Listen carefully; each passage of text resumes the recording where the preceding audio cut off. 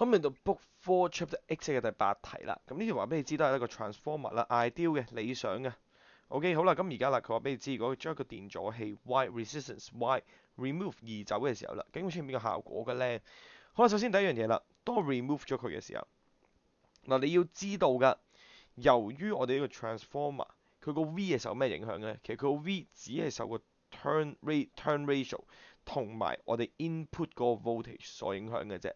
OK，咁所以啦，當我將呢嚿嘢 remove 走嘅時候，其實呢度嘅 V 係不變嘅。記住啦，個 secondary coil 個 V 係不變嘅，呢度嘅 V 係一定唔會變，因為你冇影響過呢度嘅圈數比例，亦都冇影響到呢度 input 嘅量，咁好自然地呢度嘅 V 都唔會受影響。咁當佢唔受影響嘅時候啦，我 remove 個 Y，其實咪某程度上係令到成嚿 circuit 嘅 resistance 增加咗咯。喂，點解啊？因為呢度本身 in parallel 噶嘛，parallel 咗之後個 resistance 會細啲噶嘛，咁啊細加翻 series，原本係咁樣，而家係點啊？係兩隻就咁 series，咁所以啦，呢度個 R 係會大咗噶。當 R 大咗嘅時候啦，第一件事，負電流減少，啱。好啦，而當你嘅 secondary coil 嘅 current 減少嘅時候啦，我哋望一望啦。如果係咁嘅話，根據我哋公式 P in 等於 P out，咁啊 V in I in 等於 V out I out。我都講過啦，由於 V in 同埋 V out 兩嚿嘢其實係固定咗噶啦，一個固定值嚟嘅，佢就係等於翻嗰個 primary coil 同埋 secondary coil 嘅比例。咁所以我會知道原來 I in 係正比於 I out。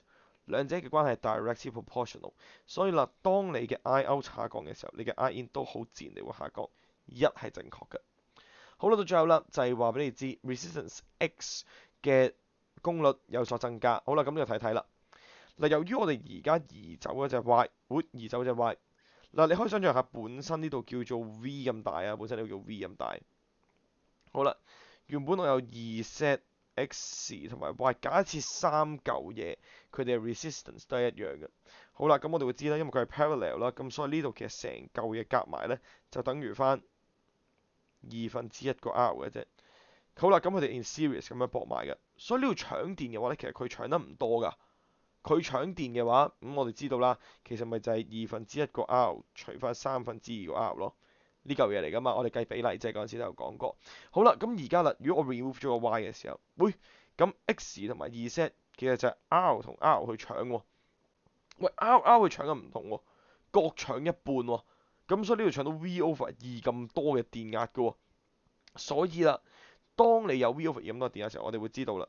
由於 P 等於 V square over R，又係啦 ，R 係一個定數嚟嘅，所以 P directly proportional to V square。